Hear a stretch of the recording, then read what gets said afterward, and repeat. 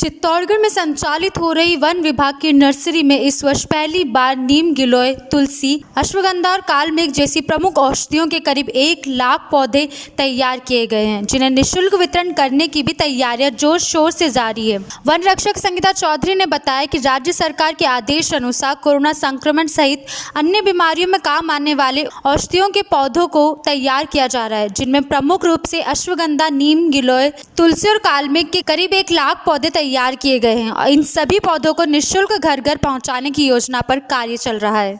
ये घर घर औषधि के नाम से ही है, तो घरों में घर घर तक पहुंचाने की स्कीम है। ये राज्य सरकार के आदेशानुसार जैसे सभी डिपार्टमेंटों को जो भी होंगे तो उनका भी सहयोग लिया जाएगा, तो उनके हिसाब से फिर जैसा भी आदेश होगा घर घर तक पहुँचाना। भाजपा विधायक गोविंद रानीपुरिया ने बंगाल के हिंदुओं की सहायता को लेकर आर्थिक सहायता राशि का चेक सौंपा। बंगाल के चुनाव के बाद वहां पर आई हिंसा में हजारों लोगों की हत्या व उनके घर ध्वस्त होने के बाद उनकी सहायता को लेकर विश्व हिंदू परिषद ने पूरे देश में हिंदुओं की सहायता हेतु आह्वान किया है। इसी को लेकर हिंदुओं की आर्थिक सहायता हेतु विधायक गोविंद प्रसाद रानीपुरिया ने सहयोग राशि के रूप में 11,111 रुपये की राशि का चेक विश्व हिंदू परिषद के प्रांतीय कार्यकारिणी एवं विभाग मंत्री विष्णु साल्वी को सौंपा। झालावाड़ जिले के प्रसिद्ध ऐतिहासिक धार्मिक स्थल कामखेड़ा बालाजी सार्वजनिक ट्रस्ट ने मनोहर थाना एसडीएम को ज्ञापन सौंपा। ज्ञापन में पुलिस की ओर से की गई कार्रवाई का विरोध किया गया है। उनका कहना है कि कामखेड़ा पुलिस ने अवैध बजरी खनन का झूठा केस दर्ज किया है, साथ ही मामले की निष्पक्ष जांच की जाए। ट्रस्ट द्वारा पुलिस अधिकारियों पर कार्रवाई नहीं होने पर धरना प्रदर्शन की चेतावनी दी गई। बालाजी ट्रस्ट की खातेदारी भूमि पिपलिया चौराहा गांव नेवज नदी पर स्थित है। उस भूमि पर भवन निर्माण कार्य चल रहा था। गड्ढे की भराई के लिए मिट्टी डाली जा रही थी। इसके लिए अधिकारियों से मौखिक स्वीकृति भी ली गई थी। प्रदेश में अभी कोरोना महामारी पूरी तरह खत्म नहीं हुई है, उसके बावजूद प्रशासन सुस्त नजर आ रहा है। दूसरी तरफ आम जनता बेखौफ होकर बिना मास्क और सोशल डिस्टेंसिंग की धज्जियां उड़ाते हुए नजर आ रहे हैं। ऐसा ही नज़ारा रामगढ़ तहसील परिसर में देखने को मिला, जहां मजिस्ट्रेट श्रवण कुमार ने बाहर आकर देखा तो सैकड़ों की संख्या में तहसील परिसर के अंदर भीड़ मची हुई थी।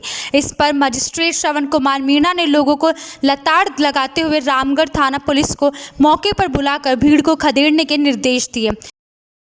अभी पूरी तरीके से गई नहीं है, उसके बावजूद भी यहाँ तहसील परिसर में रजिस्ट्री करने वाले लोग, बाहर के लोग इतनी भीड़ इकट्ठी कर रखी है। प्रशासन की बिल्कुल कमी है, प्रशासन ध्यान नहीं दे रहा है और इसमें एक तरह से यहाँ एक कोरोना महामारी के बीच में बहुत बड़ी भीड़, कम से कम आज मजिस्ट्रेट साहब के आदेश से 400-500 लोग बाहर निकाले गए हैं तहसील से।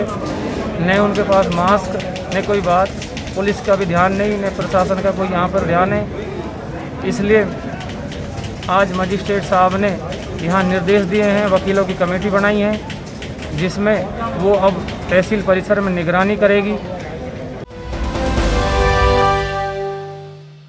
बच्चों के लिए आयुर्वेदिक रोग प्रतिरोधक स्वर्ण प्राशन एक सुरक्षित व्यवस्था है, जिसमें से 16 वर्ष तक की आयु के बच्चे को प्रति माह पुष्य नक्षत्र वाले दिन औषधि शहद युक्त दवा की ड्रॉप्स पिलाई जाती है। ड्रॉप्स स्वाद में मीठी होने के कारण बच्चे इसे आसानी से पी लेते हैं। बच्चों के सर्वांगीण विकास के लिए स्वर्ण प्राशन संस्कार बेहद जरूरी है। इससे बच्चों में रोग प्रतिरोधक क्षमता, बुद्धि बल, आरोग्य वर्ण की प्राप्ति होती है। जिले में पहली बार किसी आयुर्वेद चिकित्सा अधिकारी की ओर से यह अनूठी पहल की शुरुआत की गई है। पुष्कर के चांदमल मोदी राजकीय आयुर्वेदिक औषधालय की चिकित्सा अधिकारी डॉक्टर अंजू कटारे ने 14 जून को अमृत पुष्य नक्षत्र योग में बच्चों को स्वर्ण प्राशन कराया। श्री चांदमल मोदी राजकीय आयुर्वेदिक औषधालय पुष्कर में आज स्वर्ण प्राशन का प्रोग्राम रखा गया था, जिसमें 0 माह से लेकर के 16 साल तक के बच्चों को हमने स्वर्ण प्राशन कराया और लगभग 300-325 बच्चों को आज हमने स्वर्ण प्राशन कराया। ये कार्यक्रम आज पुष्य नक्षत्र के दिन हमने शुरू किया था और अगले पुष्य नक्षत्र पर हम इसको वापस से कराएंगे और इस तरीके से जो पुष्कर वासियों का सहयोग रहा, तो इसको हम हर पुष्य नक्षत्र पर अपने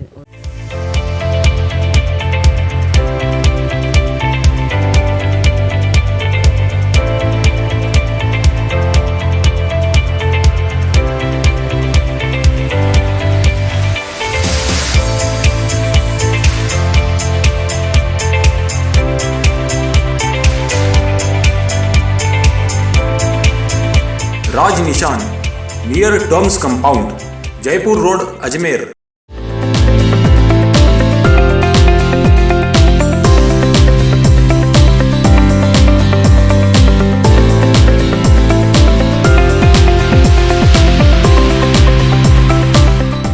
मसालों में बेमिसाल सूर्यकुट के परी मसाले।